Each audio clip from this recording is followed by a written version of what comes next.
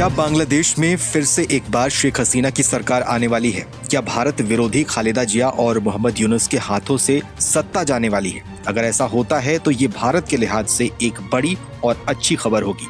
दरअसल ऐसा क्यों कहा जा रहा है वो भी आप समझिए।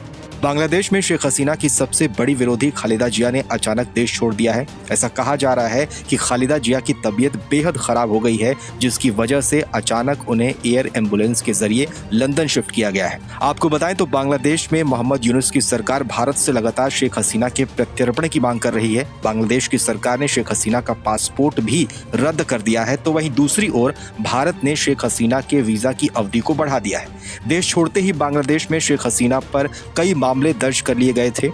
बांग्लादेश में शेख हसीना पर 2024 में हुए प्रदर्शनों में भी लोगों को गायब करवाने और हिंसा भड़काने के आरोप लगे थे। बीते साल 23 दिसंबर को ही मोहम्मद यूनुस की सरकार ने आधिकारिक तौर पर शेख हसीना के प्रत्यर्पण की मांग भारत सरकार से की थी। बांग्लादेश में अंतरिम सरकार चला रहे नोबेल प्राइज विजेता मोहम्मद यूनुस देश में चुनाव करवाने पर अब विचार कर रहे हैं, लेकिन कहीं ऐसा तो नहीं है कि चुनाव से पहले ही मोहम्मद यूनुस और खालिदा जिया को देश छोड़कर भागना पड़े। कुछ महीने पहले जब बांग्लादेश में सत्ता बदली और बड़े पैमाने पर प्रदर्शन हुए, तब इसके पीछे पाकिस्तान और अमेरिका जैसे देशों के हाथ होने की बात सामने आई थी। और शायद यही वजह है कि शेख हसीना की सरकार जाने के बाद सबसे ज्यादा खुशी पाकिस्तान की सरकार और सेना में देखी गई।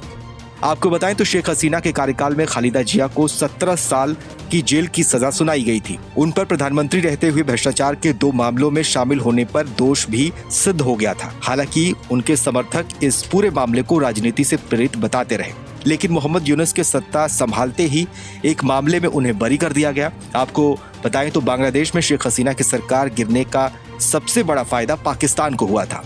बीते दिनों देखा गया कि कैसे यूनुस की सरकार ने पाकिस्तान के प्रति एक नरम रवैया अपनाया और दोनों देशों के बीच रिश्ते पहले के मुकाबले बेहतर होने लगे। हालांकि देखा जाए तो शेख हसीना के तख्ता पलट के समय शुरू हुआ राजनीतिक संकट अभी भी बांग्लादेश में खत्म नहीं हुआ है और कहा ऐसा जा रहा है कि आने वाले समय में बांग्लादेश में राजनीतिक अस्थिरता देखने को मिल सकती है। जैसे कि मैं सो रहा हूँ तो पिताजी को जगाना है मुझे, तो वो डायरेक्ट उठाने के बजाय, और हिंसा की परंपरा मेरे यहाँ नहीं थी सौभाग्य से, तो वो क्या करते थे कि उस कमरे में आ जाएंगे या बाहर से गुजरेंगे और चौपाई बोलेंगे, प्रात काल उठ के रघुनाथा मात पिता गुरु नावही माता। कभी कभी मैं गुस्से में उठ करके अरे पापा चरण स्पर्श किया और सो गया। मैंने कहा अब मत उठाना।